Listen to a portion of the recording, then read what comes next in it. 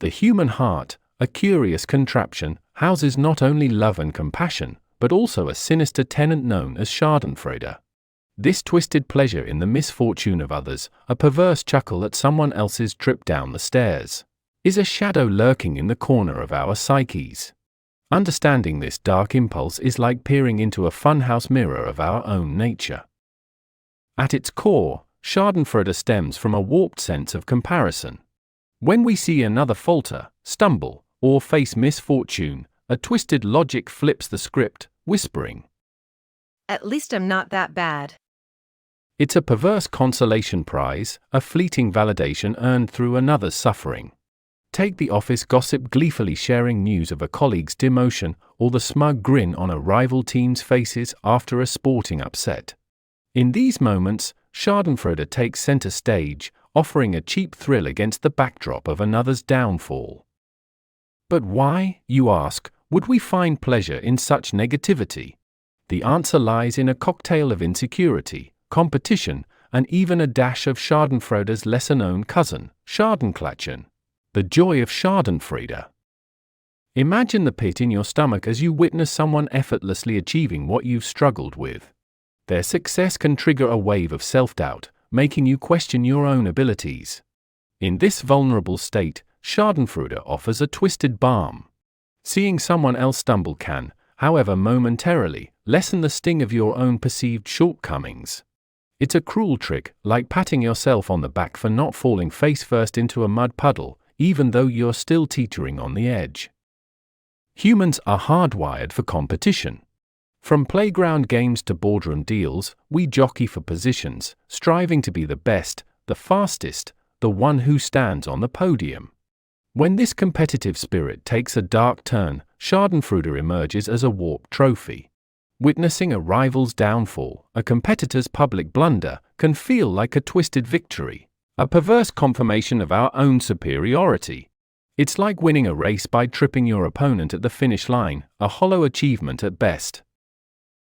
But let's not demonize Schadenfreude entirely. There's a playful, almost comedic element to it too, one we call Schadenklatschen. Imagine the shared laughter when a comedian slips on a banana peel, metaphorically or literally, or the collective sigh of relief when a villain meets their comeuppance in a movie.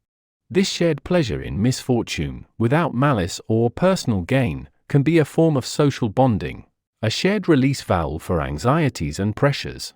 It's the reason why slapstick humor exists, and why we all secretly enjoy watching squirrels get chased by dogs. No squirrels were harmed in the writing of this analogy. However, it's crucial to remember that Schadenfreude, in its darker forms, is a double-edged sword. It can damage relationships, fostering resentment and eroding trust. Imagine a friend who celebrates your downfall instead of offering support, or a colleague who relishes your missed promotion. In these cases, Schadenfreude becomes a toxic weed, poisoning connections and hindering our own growth. Here's why. First, it breeds negativity. Dwelling on the misfortunes of others festers resentment and bitterness, poisoning our own well-being. It's like sipping from a cup of negativity, expecting to feel better, only to find the taste lingers, souring our outlook and relationships. Next, it hinders empathy. When we take pleasure in someone's pain, we disconnect from our shared humanity. We lose the ability to see them as fellow travelers on this bumpy journey of life, instead viewing them as objects of amusement or even targets for Schadenfreude's twisted barbs. Finally, it limits our potential. Schadenfreude keeps our gaze fixed on the misfortunes of others, blinding us to our own opportunities for growth and progress. It's like watching a competitor struggle instead of focusing on honing your own skills, ultimately holding you back from achieving your own full potential. So, how do we dance with this dark side of our nature? The key lies in awareness.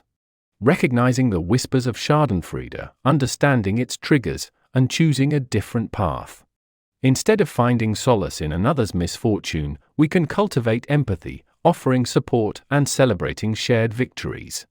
By focusing on our own journeys, pursuing personal growth, and finding joy in others' successes, We can push Schadenfreude back into the funhouse mirror of our psyches, allowing our humanness to shine through, blemishes and all.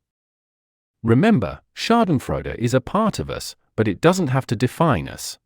We can choose to dance with it, not for a twisted pleasure, but for a deeper understanding of our own complexities and a commitment to becoming better versions of ourselves, one moment of empathy at a time.